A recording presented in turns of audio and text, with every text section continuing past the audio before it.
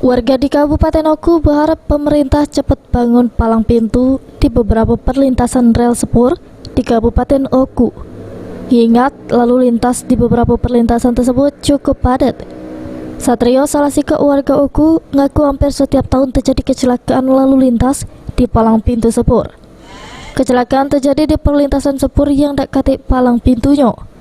Menurutnya, kecelakaan terjadi karena banyak warga yang tak tahu apa-apa kalau bakal ada sepur yang nak liwat, sehingga warga sering nerobos perlintasan yang tak katik palang pintunya.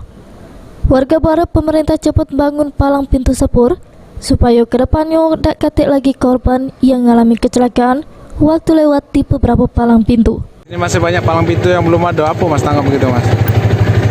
Tanggapan aku bahaya juga barang ini yang hati palang pintunya. Kalau sewaktu-waktu kita melintas hati aba-aba ada kereta nak lewat, bahaya untuk kita lewat. Ini di sini yang lewat sini sudah banyak korban ya mas? Nah, lumayan kalau korbannya. Kabupaten Oku Dewe ada 2 perlintasan sepur yang cukup padat, tapi belum punya palang pintu. Di antaranya perlintasan sepur stasiun Kemalak sama Kampung Jaya Sukajadi, Kecamatan Batu Raja Timur. Walau belum masang palang pintu, warga berharap pemerintah nempat ke petugas di lokasi. Dari Kabupaten Oku, Ari Pranika, PAL TV.